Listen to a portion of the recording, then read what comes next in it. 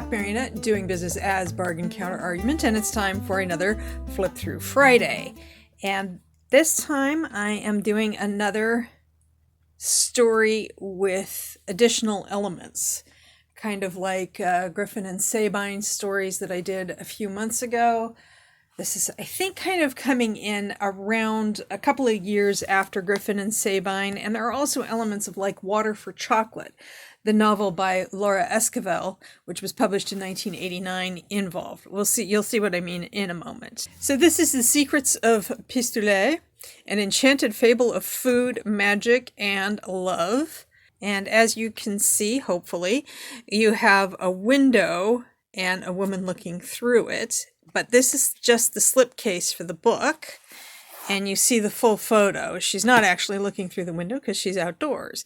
And here we have some text. Everyone who passes through Pistoulet has a story which unfolds.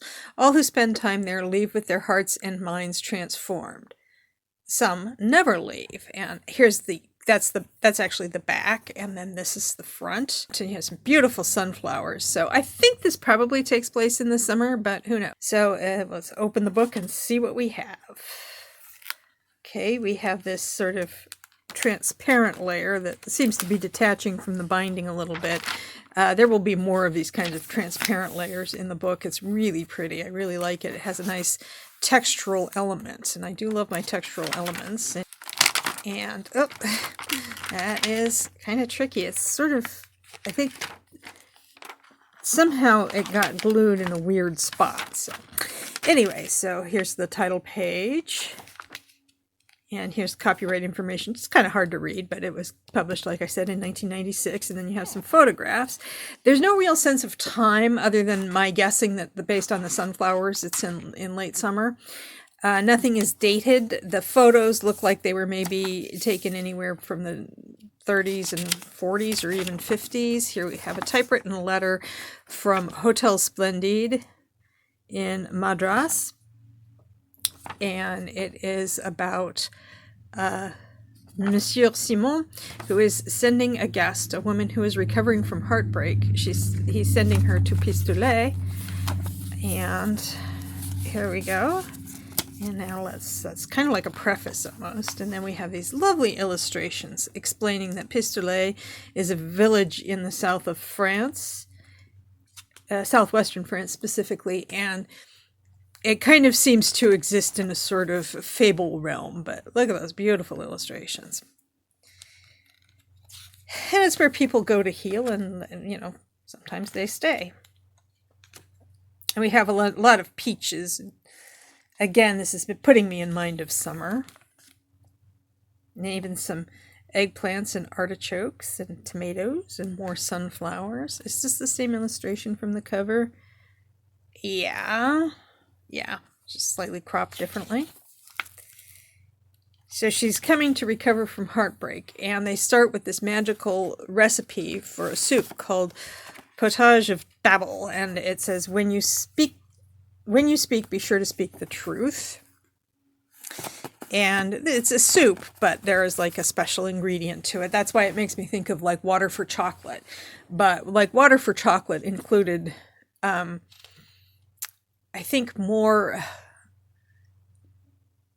passion and drama than this. This is healing from heartbreak, and that one was like how heartbreak affects your cooking. If I remember correctly, I read it a long time ago. And more pictures and more sunflowers. And another recipe for the potage of spirit.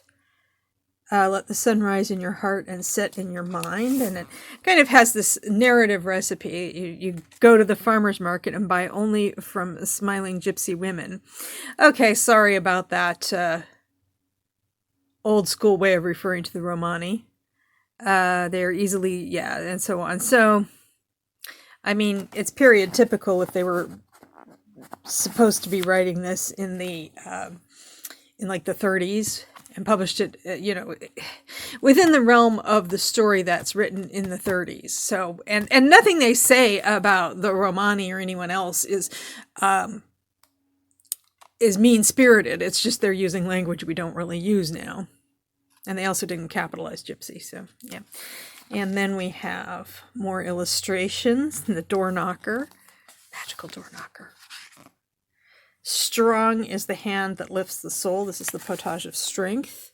In this one, you go to the nearest fishing port and acquire mules, mussels, from the fisherman with the largest pecs and most tattoos.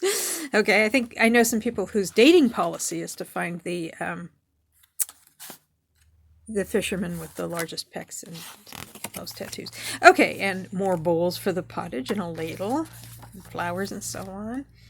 And here's and then we have the occasional photograph in modern color as opposed to those black and white sort of vintage photographs. Potage of the heart, compassion nourishes the wilted heart.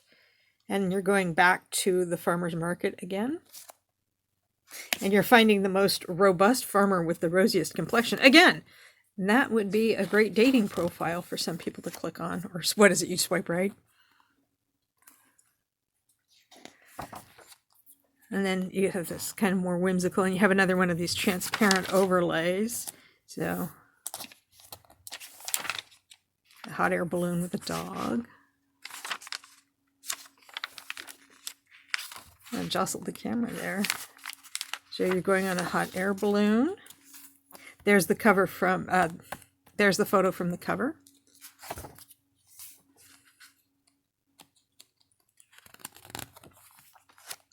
Passionate choices have potent consequences. The potage of passion.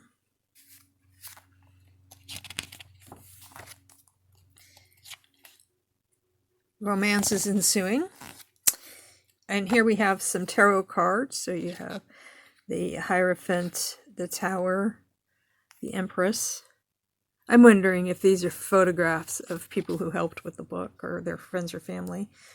Wheel of Fortune and the Hermit, which is actually, that's the feminine form. And then we have the Potage of Vision. Clarity of the wind brings a moment of grace. So it's all this sort of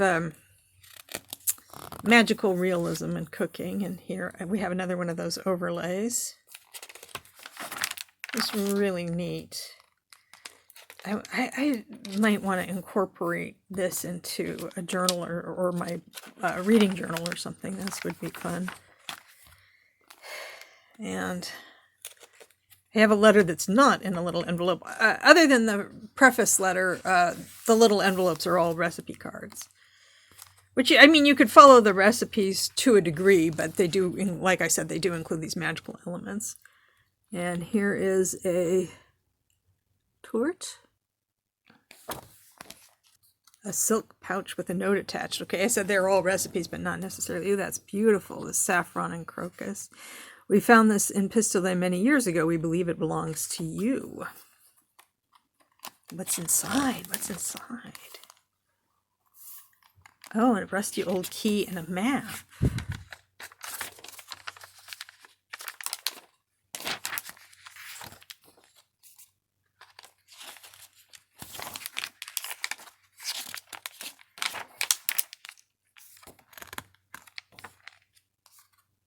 And then we have some additional recipes that aren't in cards, some illustrations, and herbs for magicians. And potage au revoir, letting go begins a new journey. Another hot air balloon. Peace to all creatures, great and small. There's the keys. I found out about this book because I actually, at a library sale in Old Saybrook, I found this book, The Legend of the Villa della Luna, which is the sequel. Somewhere it says this. Ah, here it is. The sequel to The Secrets of Pistoulet. And then I came home and got Pistoulet online. And when I was looking at the front of the book, I didn't look at the back of the slip cover, which is the kind of the summary and what you're getting. And there's this removable sticker that I think was somebody's inventory at some point.